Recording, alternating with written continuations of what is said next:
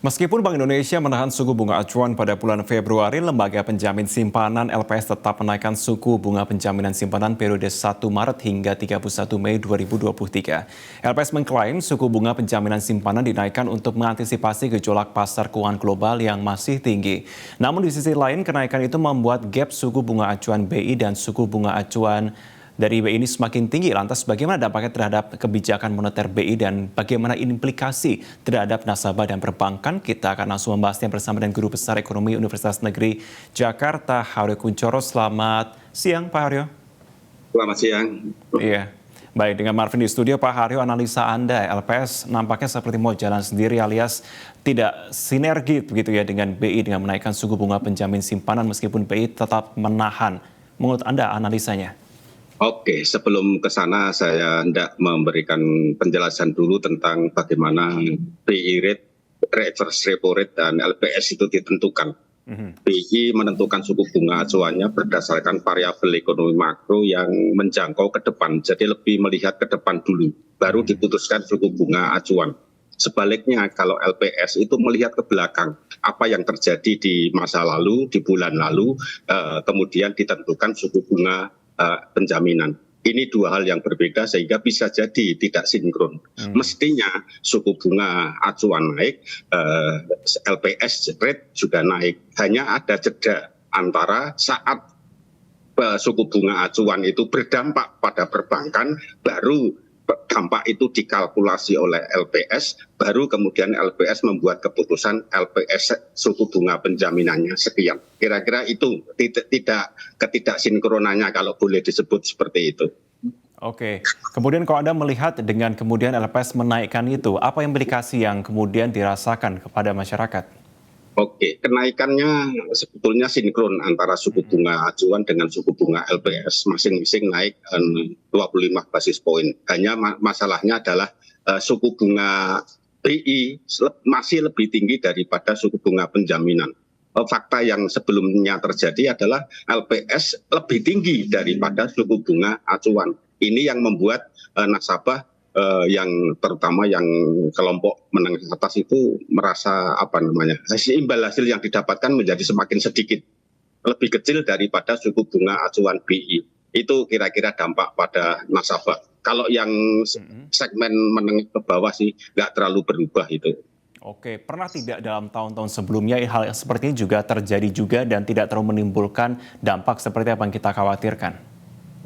Sebelum-sebelumnya ini hanya terjadi pada masa pandemi COVID saja, sehingga terjadi perbedaan selisih antara suku bunga penjaminan dengan suku bunga acuan BI. Masa sebelum COVID, suku bunga LPS penjaminan itu lebih tinggi daripada suku bunga acuan BI. Ini yang mungkin perlu penyesuaian, sehingga saya apresiasi kalau LPS mau mengubah metodologi cara perhitungan LPS rate itu.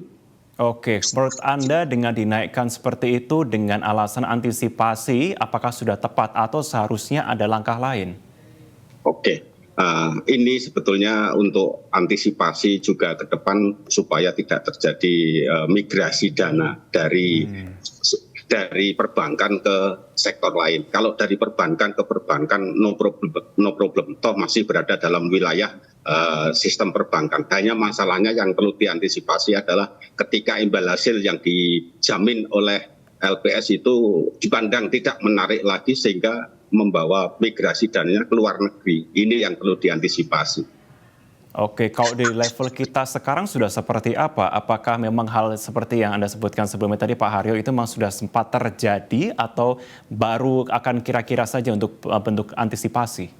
Oke, ke depan tren suku bunga di luar negeri meskipun sudah melandai tapi masih ada potensi untuk naik. Ini yang membuat daya tarik tersendiri bagi pemodal yang besar, nasabah besar untuk memindahkan dananya ke luar negeri. Nah, harapannya LPS bisa menyesuaikan diri, BI sudah agresif menaikkan suku bunga acuannya. Ini yang harus ritme kebijakan moneter BI seharusnya selaras dengan kebijakan LPS. LPS menaikkan suku bunga udah tepat untuk mengantisipasi hal semacam ini. Harapannya itu tadi sistem keuangan tidak terlalu bergejolak gitu. Kalau menurut Anda pada periode 1 Maret sampai dengan 31 Mei kan sudah ditentukan demikian. Setelah itu, menurut Anda apakah lebih baik dinaikkan lagi atau seperti apa? Untuk periode 3 bulan ke depan, jangka waktu masa berlaku LPS rate masih mencukupi, mewadai. Toh BI juga sudah mengungkapkan tidak perlu ada kenaikan suku bunga acuan lagi. The Fed juga sudah mulai melandai. Artinya apa?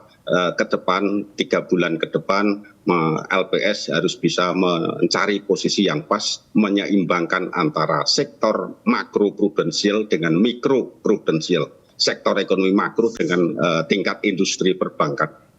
Oke, apa yang masih menjadi kendala ataupun tantangan LPS dalam menentukan benchmark angka ini? Tantangannya adalah kembali ke metodologi. Jadi LPS itu melihat respon perbankan seperti apa. Jadi kuncinya sebetulnya adalah perbankan kinerjanya, responnya, adjustmentnya seperti apa. Data menunjukkan bahwa interest rate pass-through itu lemah kalau suku bunga acuan diturunkan. Tapi cepat ketika suku bunga acuan dinaikkan. Artinya apa? Perbankan lebih responsif terhadap kenaikan suku bunga, kemudian cepat-cepat menaikkan suku bunga kredit. Sementara suku bunga simpanannya lambat untuk ikut naik. Intinya perbankan tetap harus proporsional dalam mengubah suku bunga kredit dan simpanannya. Itu kuncinya sebetulnya. Oke, kita berbicara juga mengenai masyarakat yang mungkin kelas menengah ke bawah begitu yang tadi disebutkan juga oleh Pak Haryo juga bahwa tidak perlu untuk khawatir berlebihan dulu. Tetapi sampai level seperti apa kemudian masyarakatnya harus kemudian bersiap-siap ataupun juga memiliki warning terkait dengan jika ini berpengaruh kepada mereka, terutama bagi kelas menengah ke bawah. Kalau menengah ke bawah saya pikir tidak terlalu banyak berdampak karena nominal simpanannya toh masih di bawah 2 miliar rupiah. Jadi perubahan suku bunga entah itu rendah, entah itu menengah, entah itu kecil, dampaknya pada segmen golongan menengah ke bawah tidak terlalu banyak. Oke. LPS rate kan penjaminannya di bawah nominal 2 miliar dan suku bunga yang ditetapkan perbankan tidak melebihi dari batas ketentuan. Oke. Kalau melihat tren pasar keuangan global saat ini, perlukah kita khawatir? Terhadap apa? Terhadap tentunya suku bunga acuan kali ini kebijakannya. Tadi saya singgung BI sudah membuat statement kalau tidak diperlukan lagi kenaikan suku bunga acuan. Artinya melandai. Masih ada ruang bagi LPS untuk menyesuaikan suku bunga penjaminannya. Kenaikan LPS tidak sebanding atau belum sebanding dengan kenaikan BI 7 days reverse repo rate. BI LPS punya ruang untuk menyesuaikan hal itu sehingga setidaknya kompatibel lah antara ritme kebijakan moneter dengan kebijakan di LPS. Poin saya adalah LPS masih punya ruang untuk menaikkan suku bunga simpanan sehingga menarik bagi tadi yang disebut golongan menengah atas maupun golongan menengah ke bawah.